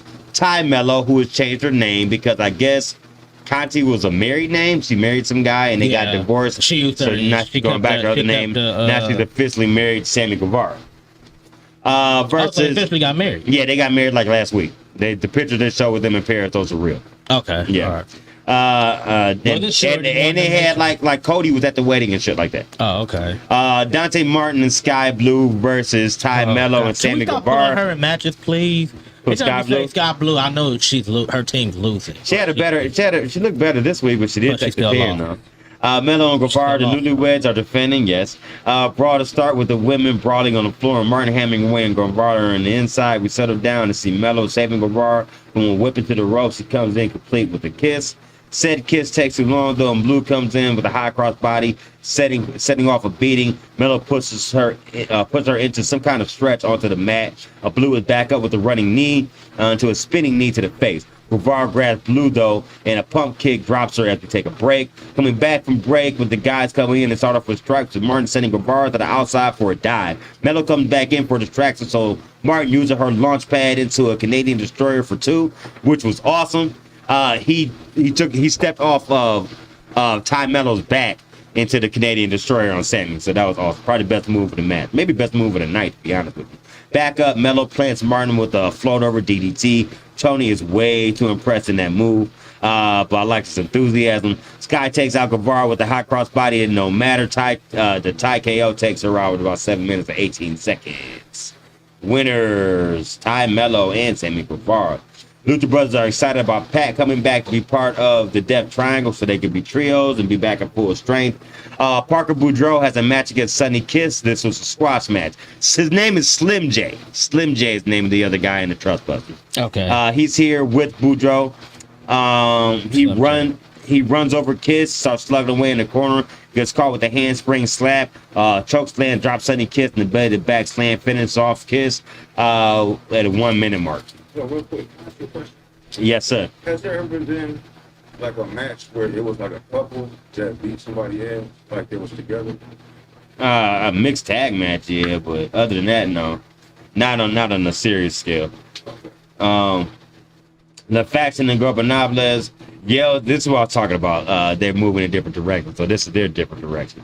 So El Idolo is backstage, and he looks at Butcher and Blade, so it's like, all right, I know what y'all do. He said, basically, he's like, why the hell is y'all here? Like, what have y'all been adding to the faction lately? He's like, ever since we came over from Matt Hardy, y'all ain't really did nothing. And he says, we need y'all to add some gold to this. And he says, it's all right, it's cool. He said, watch what we do to Keith Lee and Swerve next week. Bet we prove ourselves then. And they cut to Swerve and Keith Lee, who are basically like, he said, Keith Lee's like, man, I handled y'all by myself in my debut. I did it one-on-one, and everyone tried to jump, and I made you bounce off me too. So to be worried about y'all next week, no. Not to mention, we go by rankings around here. Y'all ain't even ranked, but it's all right. We gonna do y'all a service. We'll do y'all a favor and take y'all out on Dynamite next week. Keith Lee. Now Swerve basically ends it by saying, "Who's out?" Yeah, sketch for it. Swerve's house. Next up, Gun Club versus Beardhouse, which is Dan Housen and Eric I like how Redbeard. he added a name to everything. Got put a house at the end of everything. Billy Gunn's here with the Gun Club. Redbeard shoves Colton down to start, so Austin comes in, earning himself a hard shoulder down. Dan Housen comes in and gets thrown into the corner as we take a break. Back with Dan Housen slipping between Austin's legs and handing it back to Redbeard for the house cleaning. Everything breaks down as Redbeard hits a running cross body to drop the club on the floor. Back in the slingshot. Hilo connects, setting up a spinning kick to the face for 2 on Austin, with Colton making the save. Redbeard suplexes both the Guns, but Billy low bridges him to the floor through the ropes. A famouser from Austin gets the pin at about 7 minutes. As they leave the match, Billy Gunn is yelling at his kids again, talking about how much he missed the Acclaim. He said they need to toughen up a bit. Next week, they have to prove themselves again with another tag team match. As he leads the way, walking away, and the 2 kids are behind him, you see Stokely Hathaway at ringside, right on the barricade, handing them the card again. They don't take the card, but they look at him longingly like, we want to, but our father right there. Right. Our father would beat our ass if we take a call. Basically. So, I jumped the gun a little bit. The segment with Swerve and Keith Lee responding to Private Party happened after the match. I said it was before the match. Okay. It's here or there. All right, next, Hook comes out for a chat, literally says one word. Yep. And then all of a sudden, this is where I meant, this was random ass moments. This is the worst part of the show for me. This was very jabroni-ish. So all of a sudden, this random dude comes out named Zach Clayton. He used to be on the Jersey Shore, I guess. And his gimmick is he's the reality Zach Clayton. I was like, wait, what? Wait, what? And I guess he's challenging. He has an open, Hook has an open challenge for the FTW belt on Dynamite, and this guy's accepting the challenge next week. But it was so jabroni because I'm like, who is this guy and why hasn't he been on Dark for like 2 months before he comes and makes this challenge? Exactly. That's why I was like, who? He's on Jersey, you sure? I don't remember. They didn't mention Jersey before. Sure. When I did watch it, I don't remember it. Probably on one of them reality TV shows. No, it said Jersey Shore, so maybe they had another season or something. I didn't see. I don't know. This is out of left field. This is off for the left. Okay. This is out of left field for me. So yeah, I never heard of that guy. Next up, I just know the core of Jersey Shore. Next up, this is hilarious too. So Ari Daivari is ready for Orange Cassidy, and because Orange Cassidy won't join the Trust Buster, says he's gonna beat you down, and maybe make you want to come wish you had joined us or whatever and stuff like that. So then they cut to Orange Cassidy, and he's just like, well, looks like we've had enough talk. And Mark's like, wait. That's my line, Orange. So next up was the match. Ari Daivari versus Orange Cassidy. Trust Buster and best friends are both at ringside here, too. Cassidy goes for his move as Daivari goes in, but he catches his hands before he can put him down into his pants and stuff like that. He does it, and he grabs the mic and says, I'm going to give you one more chance. Just go ahead. Just lay down for me right here, and you can join the Trust Busters. So all you got to do is lay down. Cassidy acts like he's going to comply, and he starts doing the roll gimmick that he did with Pac. Yeah. So he lays down, then he rolls away a little bit.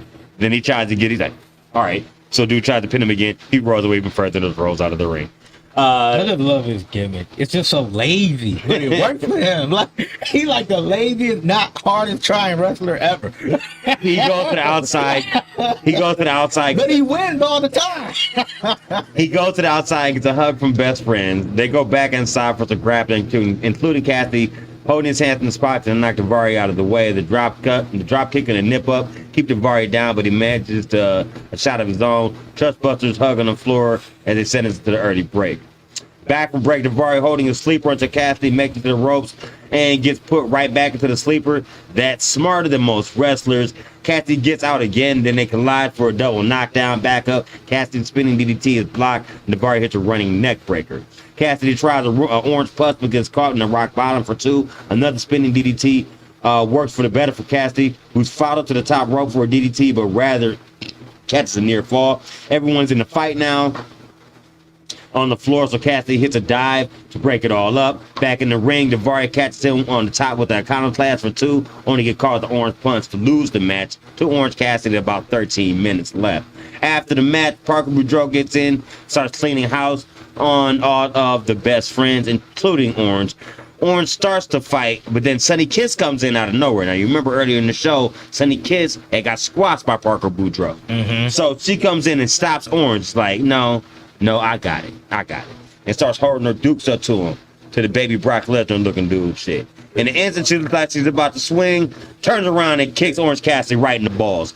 She has joined the Trustbusters to end the show, and they all stand tall in the ring to end the show. And that is the end of Rampage. That's good to see Sonny Kiss back on TV, though. Yep. So that's the end of Rampage. That's the end of our week. Next week we have AEW. Normal week. The week after that is AEW here in Cleveland. So I jumped the gun by a week. Normal show, same as next week. Same as we did this week. Yeah, I have an NXT pay-per-view this week. So. Oh, yeah, we got... Oh, I got there's one. There's one. Okay, cool. I'm about to say, I didn't have any other. Oh, we also have the finals we're reporting about next week of the G1.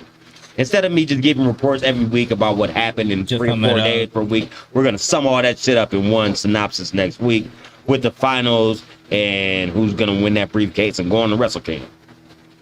So with that being said, I'm one half of your host. I'm Rob. I'm Clint. About to get out of here with some Ron Simmons.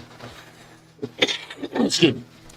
In about 1 second. Remember, if you body slam Japanese people, you get title shots. Remember. Yeah, exactly. I think for saving America, he deserves a title shot. I mean, that could be better than my man who said when Abraham Lincoln freed the slaves, I said free the pro wrestlers. These are both horrible. Don't ever make these comparisons to wrestling. Please, dear God. Compare slavery to wrestling. Like, I don't know. Wrestling people. Man, with that being said, we're gonna get out of here. We'll catch y'all next week. Same place, same time. Peace. Blue chip shit. Noti with the ring. Yo. Yo.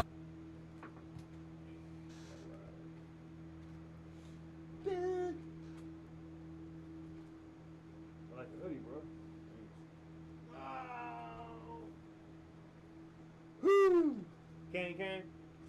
Bam, bam, bam, bam. You son of a bitch. Bam, bam, bam, bam.